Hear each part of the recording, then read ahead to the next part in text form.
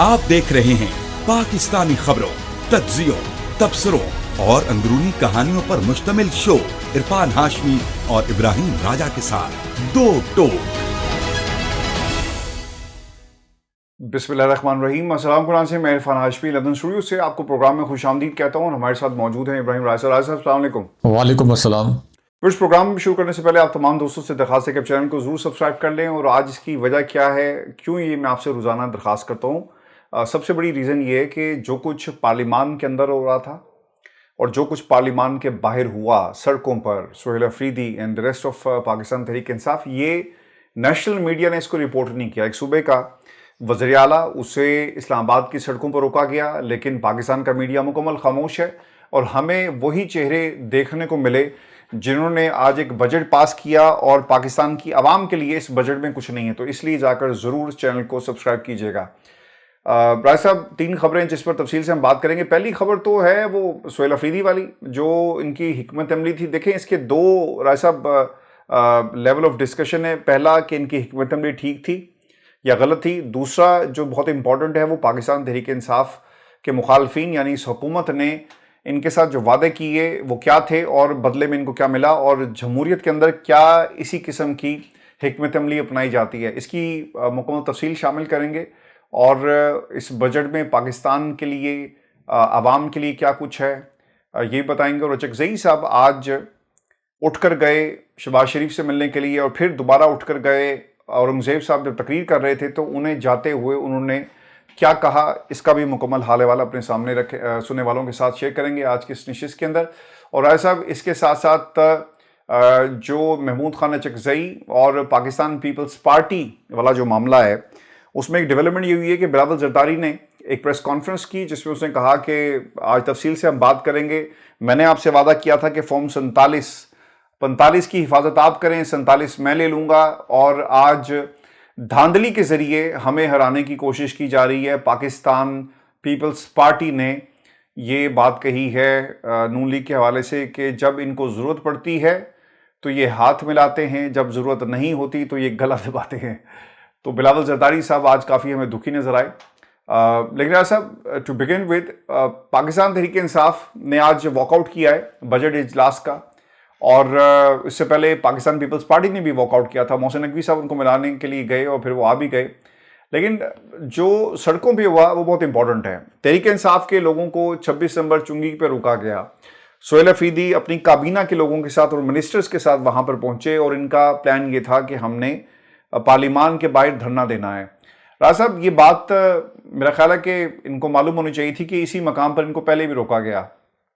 आज बजट एक इंतहाई इम्पॉर्टेंट दिन था हुकूमत के लिए और उन्होंने लोगों को मनाने की कोशिश की और जो हिकमत अमली थी उसमें वो किसी हद तक कामयाब भी हुए। तो ये किस तरह से तहरीक इंसाफ को मौका देते या किसी और को कि वो पार्लिमान के दरवाजे पर बैठ कर एहतजाज करे, ये मौका नहीं दिया जा सकता था। राज साहब, हिकमत अमली गलत थी, पहले तो इसका हम एनालिसिस कर लें कि ये हिकमत अमली ठीक थी या गलत थी। इनको मालूम था ये इस्लामाबाद में रुक सकते थे, तमाम लोगों को वहाँ पर बुलाया जा सकता है, तो ऐसा नहीं हुआ। और दूसरा हुकूमत के हवाले से देखिए हाशमी साहब, आपका जो सवाल है इसके जवाब की जानिब आते हैं। और एक ख़बर जो बहुत हमने अहम डिस्कस की कि गुज़िश्ता रात इमरान खान साहब के हवाले से क्या वाक़या हुआ और क्यों उस वाक़े को इतना मिस्टीरियस बनाया गया। इमरान खान साहब के मुतल्लिक़ ख़बरें उनका नाम लेके टीवी चैनल्स पर चली उनकी मुंतकली के हवाले से और फिर गायब हो गई।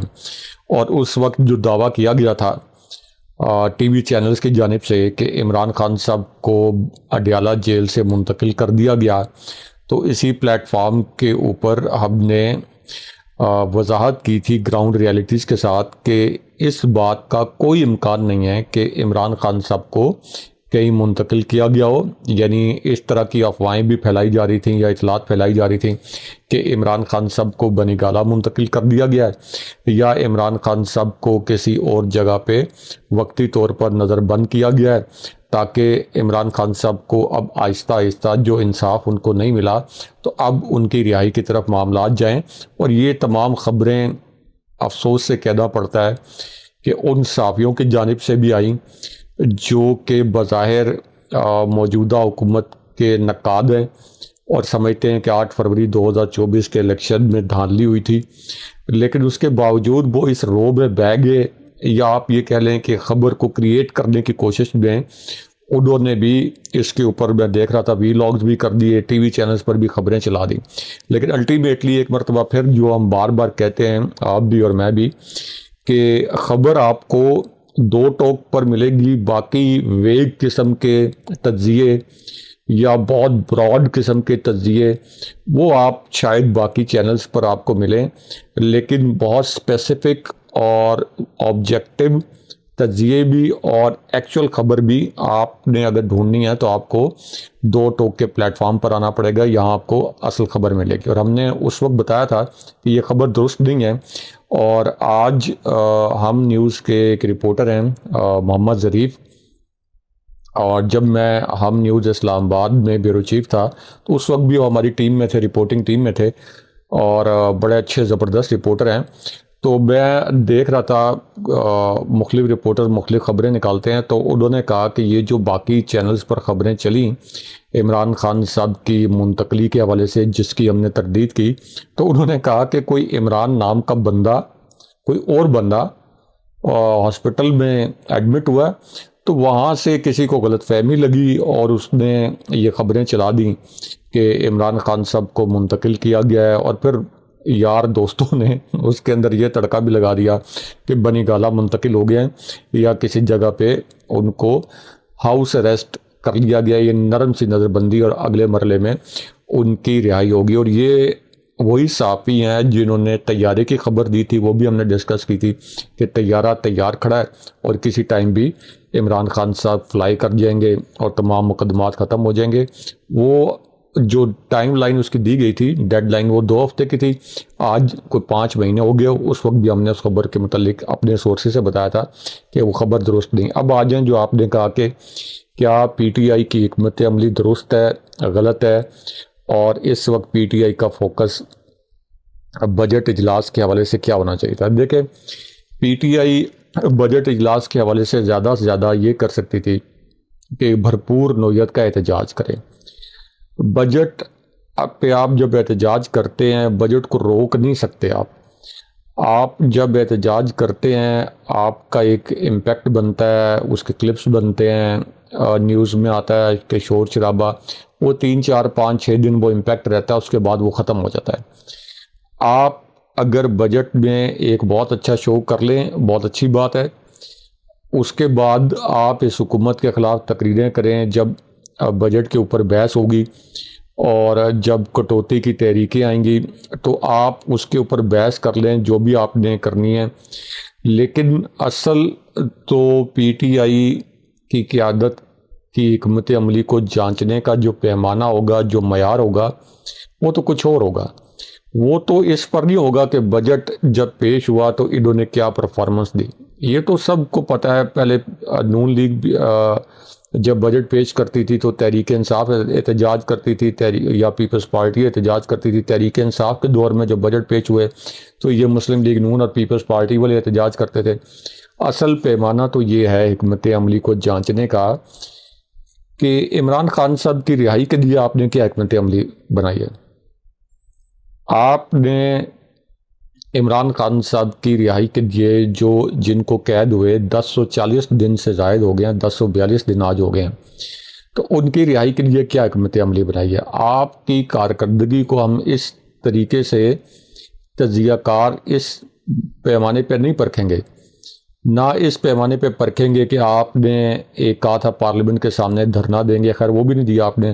نہ اس پیمانے پہ پرکھیں گے کہ آپ نے کوئی پریس کانفرنس کر دی. نہ اس پیمانے پہ آپ کو پی ٹی آئی کا ورکر پرکھے گا کہ آپ نے کسی اسٹیڈیم کے اندر اسمبلی کا اجلاس بلا دیا. یہ اب سب کو پتہ ہے، سب کو پتہ ہے کہ یہ جو سب کچھ آپ کر رہے ہیں یہ اصل ایشو سے توجہ ہٹانے کے لیے اور تھوڑا سا ڈائیورژن اور ڈسٹریکشن کے لیے کہ لوگوں کو لگے کہ ہم کچھ کر رہے ہیں، لیکن لوگوں کو پتہ ہے کہ آپ کچھ نہیں کر رہے. پی ٹی آئی کے ورکرز کو پتہ ہے کہ آپ کچھ نہیں کر رہے.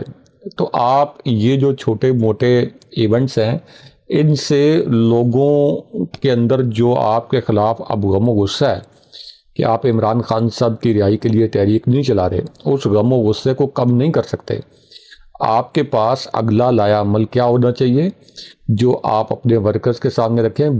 آپ نے اس سے پہلے کہا رمضان کے بعد چھوٹی عید کے بعد بڑی عید، اور اب آپ بجٹ کے بعد پھر بجٹ سے پہلے این ایف سی، بجٹ کے بعد بھی آپ این ایف سی۔ تو یہ تمام معاملات جو ہیں جو کہ ہمیشہ سے چلتے رہتے ہیں، ساتھ ساتھ پیرالل چلتے رہتے ہیں۔ آپ کا اصل ایشو تو وہیں پہ ہے کہ عمران خان صاحب کی رہائی کے لیے آپ کیا کر رہے ہیں، اور اس کا جواب ہے کہ آپ کچھ نہیں کر رہے، کچھ بھی نہیں کر رہے۔ میں یہ الفاظ ہماری ویورز کے لیے بہت تکلیف دہ ہوں گے، لیکن میں پھر دہراتا ہوں کہ پی ٹی آئی کی موجودہ قیادت عمران خان صاحب کی رہائی کے لیے کچھ نہیں کر رہی۔ اتنی بڑی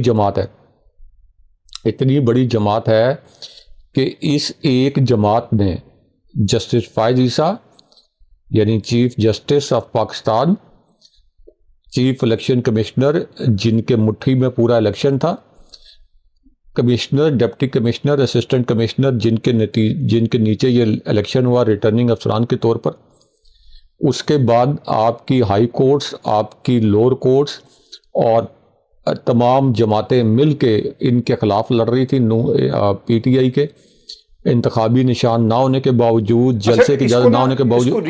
جی میں کوئکلی ختم کر دوں اس کو۔ جی اس کے باوجود اگر جس جماعت کا پوٹینشیل دیکھیں نا کہ اس کی کتنی سیاسی طاقت ہے کہ وہ 2/3 اکثریت سے جیت گئی 8 فروری 2024 کا الیکشن، تو آپ کوئی بہانہ نہیں بنا سکتے کہ ہمارے پاس لوگ نہیں اکٹھے ہوتے، 50,000 لوگ نہیں اکٹھے ہوتے، 1 لاکھ لوگ نہیں اکٹھے ہوتے۔ یہ لیڈر کا کام ہوتا ہے کال دینا اور لوگوں کو اکٹھا کرنا۔ اس کے لیے ہر جماعت کا ایک میکنزم ہوتا ہے۔ یونین کونسل کی سطح پہ جو آپ نے تنظیم سازی کی ہوتی ہے، وہاں سے آپ شروع ہوتے ہیں تحصیل کی، شہر کی سطح پر، تحصیل کی سطح پر، ضلع کی سطح پر، ڈویژن کی سطح پر۔ تو اس جماعت کے لیے 2-4 لاکھ لوگ 7 دن کے اندر اکٹھا کرنا بھی کوئی مشکل کام نہیں ہے۔ آپ نے بہت ٹائم بتا دیا ہے۔ اگر لوگوں کو پتا ہو نا کہ عمران خان کی رہائی کے لیے اسلام آباد کی موومنٹ شروع ہو رہی ہے، تھوڑا سا ودن منٹس لوگ اکٹھے ہوں گے۔ اور عمران خان کی رہائی دیکھیں، انفارچونیٹلی پاکستان تحریک انصاف نے جس انداز میں اپنی پوری کیمپین چلائی ہے، اس پہ ہمیں یہ بھی دیکھنا پڑے گا کہ ان کو معلوم تھا کہ اسلام آباد میں ان کو آج لاٹھی چارج کیا جائے گا، ان کو معلوم تھا کہ راستے میں کوئی نہ کوئی ایس ایچ او کھڑا ہوگا جو انہیں ماں بہن کی گالیاں نکال رہا ہوگا۔ راج صاحب یہ کے پی ہاؤس کیوں نہیں گئے؟ وہاں پہ بیٹھ جاتے، کسی سڑک کو روک لیتے اسلام آباد کی، یا پھر کل سے ہی یہ اسلام آباد آنا شروع کر دیتے، لیکن یہ کچھ نہیں کر سکے۔ آج میں وہ دیکھ رہا تھا، چکزئی صاحب آئے، انہوں نے علامتی ایک احتجاج کیا کہ بھئی یہ پلے کارڈ ہے، یہ اورنگزیب صاحب ہم آپ کے سامنے رکھ رہے ہیں اور ہم جا رہے ہیں، اور وہ نکل گئے۔ انہوں نے پارلیمان کے دروازے کے اوپر بھی احتجاج نہیں کیا، یعنی اسے لگتا یہ ہے کہ یہ صرف سہیل افریدی کی کال تھی، جسے پارٹی کے اندر مقبولیت نہیں ملی اور قبولیت بھی نہیں ملی، اور لہٰذا اس کو انہوں نے رد کر دیا۔ پاکستان تحریک انصاف کے حالات اب راج صاحب یہ ہو گئے ہیں کہ لوگ اب یقین نہیں کرتے سہیل افریدی۔ آپ نے کہا تھا نا کہ یہ سہیل افریدی ورسز علیم ان گنڈا پور، بعض لوگوں نے اس وقت سے کہا تھا کہ یہ علیم ان گنڈا پور پارٹ 2 بنیں گے۔ ایک کوشش ہماری یہ رہی، جب یہ آئے تھے تو بہت سپورٹ انہیں ملی، عوام ان کے ساتھ تھی، چینلز ان کے ساتھ تھے، یوٹیوب کے اوپر جو لوگ اپنا انڈیپینڈنٹ تجزیہ دیتے ہیں انہوں نے بھی ان کو سپورٹ کیا، اور انہیں ایسا لگا کہ کوئی نہ کوئی حکمت عملی بنے گی۔ راج صاحب کتنی دیر یہ گزار سکتے ہیں؟ سوال تو یہ پیدا ہوتا ہے، کتنی دیر آپ کیموفلیج رہ کر اپنے آپ کو بچانے کی کوشش کریں؟ الٹیمیٹلی آپ کو جواب دینا ہے۔ اور چلیں ایک لمحے کے لیے اگر ہم یہ بھی مان لیں کہ یہ اپنے اگلے 2.5 سال یا 2 سال جتنے بھی بچے پورے کر لیتے ہیں، راج صاحب اس کے بعد کیا ہوگا؟ پاکستان کی عوام نے جو ووٹ دیا تھا وہ سہیل افریدی کو یا باقی لوگوں کو اس بنیاد پہ دیا تھا کہ تم عمران خان کی رہائی کے لیے کچھ کرو گے۔ 8 فروری 2024 کو جو ووٹ سے انقلاب آیا، یہ جماعت اسے سنبھال نہیں سکی۔ آج اگر برسٹر گوھر سے آپ بات کریں تو ان کی سٹیٹمنٹس وہ اس سے بہترین جو سٹیٹمنٹس ہیں، میرا خیال ہے کہ ایک محکمہ بلدیات کا جو پی آر آفس ہے نا راج صاحب، اس کے اندر بھی وزن ہوتا ہوگا۔ جو پی آر آفس سے جو ایک پریس ریلیز جاری ہوتی ہے، اس کے اندر بھی آپ کو تھوڑی سی نا تیزی نظر آئے گی۔ یہاں پہ تو برسٹر گوھر نے پوری جماعت کا بیڑا گرک کر دیا۔ ہیونگ سیڈ دیٹ، میں آپ کو نا یہ جو حکومت نے دعوت دے دی ہے پیپلز پارٹی کو، اس معاملے کو بھی ڈسکس کرتے ہیں۔ راج صاحب خبر کے مطابق نون لیگ کا اپوزیشن میں بیٹھنے کا فیصلہ، اور وزیر اعظم نے پی پی کو گلگت بلتستان اسمبلی میں حکومت بنانے کی دعوت دے دی ہے۔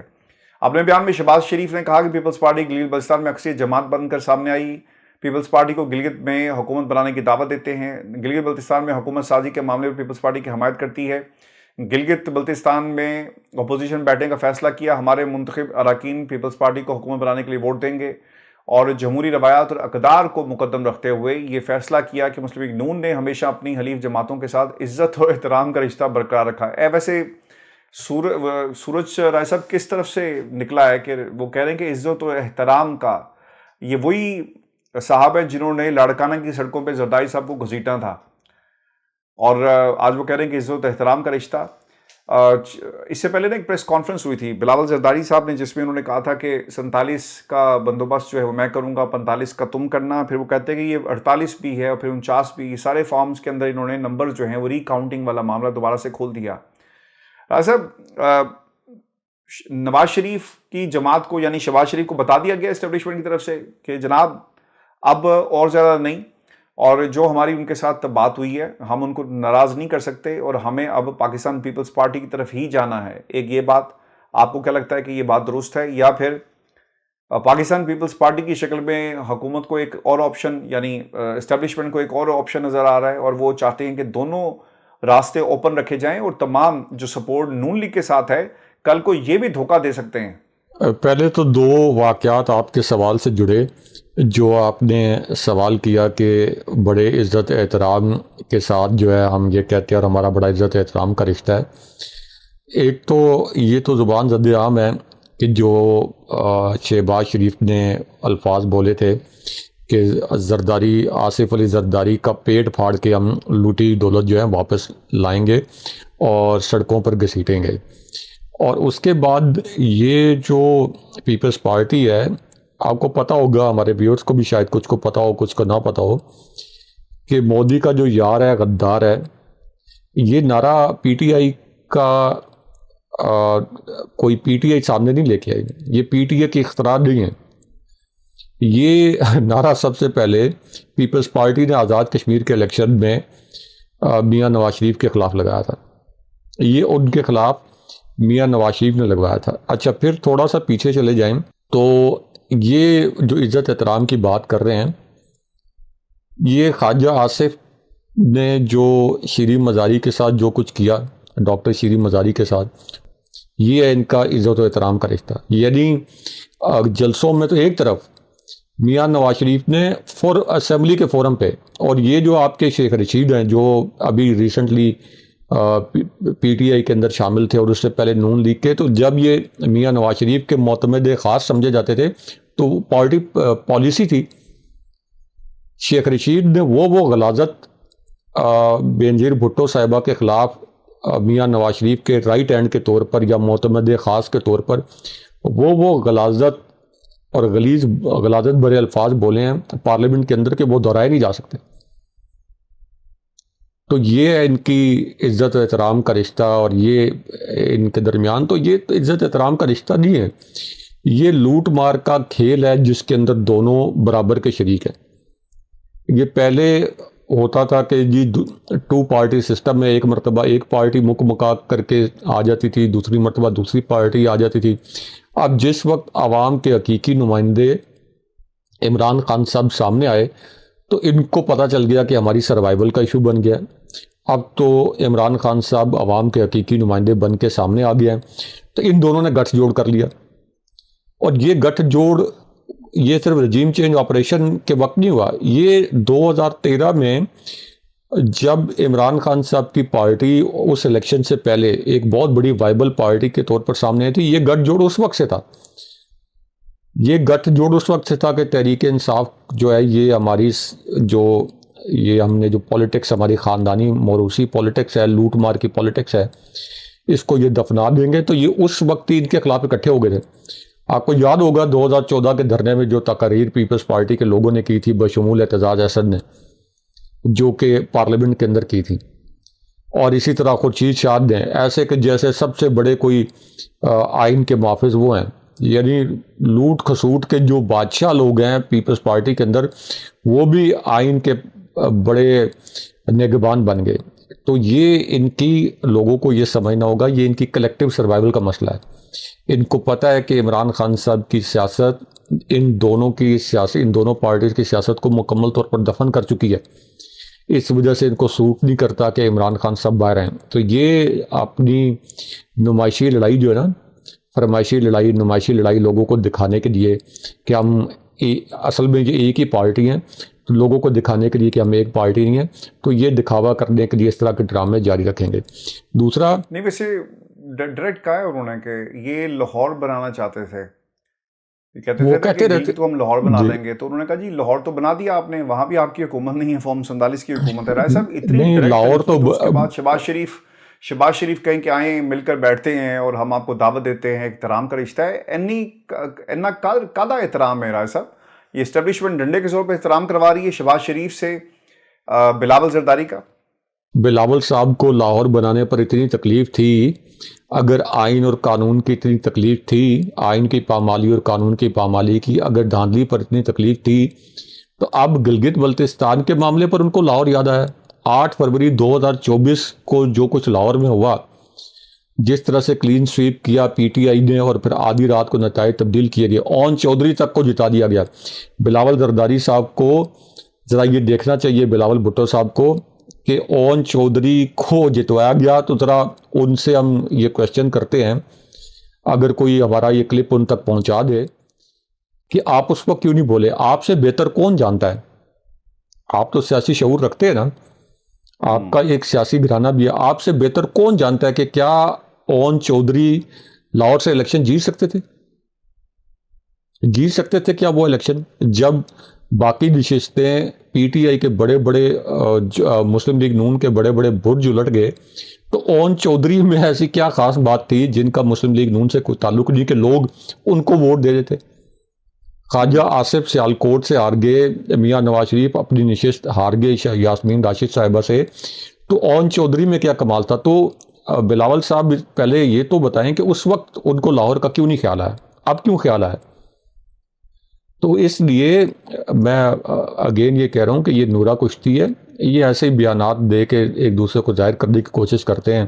ان کا مقصد یہ ہوتا ہے کہ لوٹ مار کا جو مال ہے یہ مکمل برابر تقسیم ہو، اگر کسی کے حصے میں کوئی تھوڑا سا 1% زیادہ جا رہا ہے تو ہم شور مچا دیں، تو یہ لوٹ مار کے مال کو بیلنس کرنے کے لیے حصوں کے اندر یہ اس لیے ایک دوسرے پر تنقید کرتے ہیں۔ ان کے اندر کوئی جمہوری اقدار کا پاس نہیں ہے، کوئی آئین اور قانون کا پاس نہیں ہے، یہ سب رجیم چینج آپریشن کے کردار تھے، اس لیے ان کی تنقید سے کوئی گمراہ نہ ہو۔ بالکل آپ ٹھیک کہہ رہے ہیں۔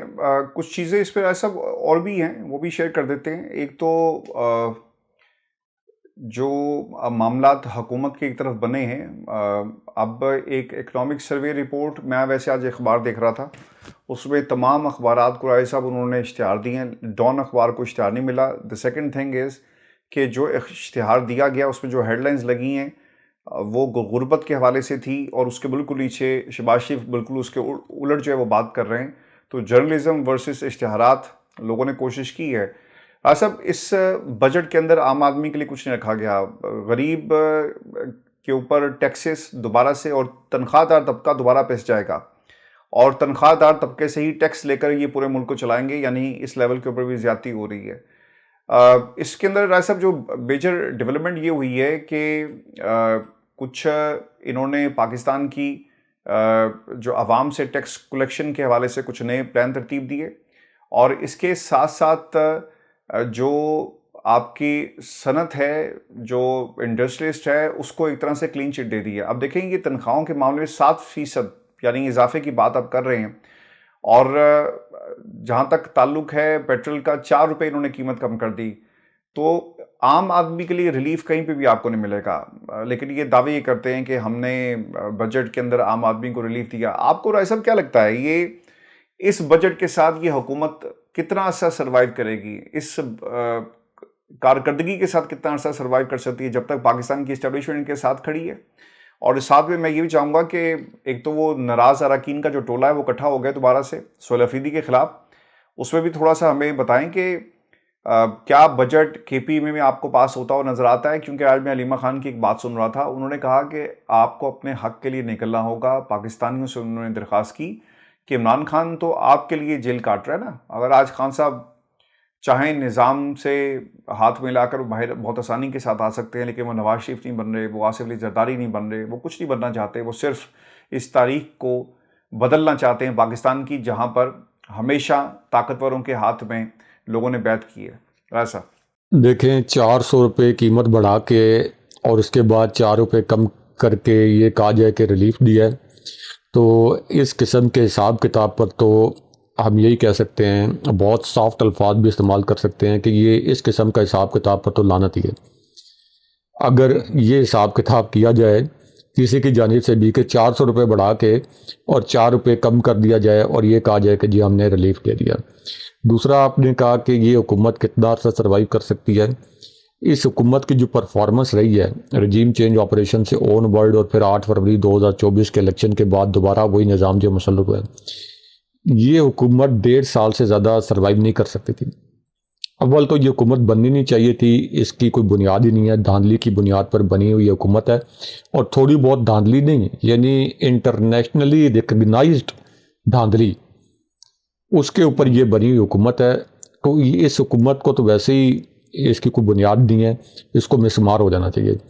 لیکن جو انہوں نے عوام کے اوپر پچھلے 4 سال کے اندر مہنگائی کے حوالے سے ظلم کے پہاڑ توڑے ہیں، تو ان کی سروائیول 1.5 سال بھی نہیں بنتی تھی. 1 سال ہی لوگ دیکھتے ہیں کہ چلے دیکھتے ہیں کوئی ایسی پالیسیز لے آئیں گے کہ کوئی لوگوں کو ریلیف ملے گا. اچھا پھر ان کو جو حکومت ملی کہاں پہ تھی؟ یا تو ہونا کہ عمران خان صاحب ملک دیوالیہ کر گئے ہوں. ان کو حکومت ملی تھی 5.97% گروتھ ریٹ پہ، آلموسٹ 6% پہ، جو جب عمران خان صاحب نے حکومت چھوڑی تو پچھلے 21 سال کا بہترین گروتھ ریٹ تھا. یعنی سابق صدر پرویز مشرف کے دور میں بھی 2004 سے اون ورلڈ وہ گروتھ ریٹ، جس وقت امریکہ کی بہت زیادہ امداد پاکستان کو ملی، تو وہ گروتھ ریٹ ہم نے اچیو نہیں کیا تھا. آپ کے جتنے ٹارگیٹس تھے وہ ایکسیڈ ہوئے تھے، یعنی جو آپ نے ٹارگیٹ سیٹ کیے ہوئے تھے ایکسپورٹس کے وہ ایکسیڈ ہوئے تھے.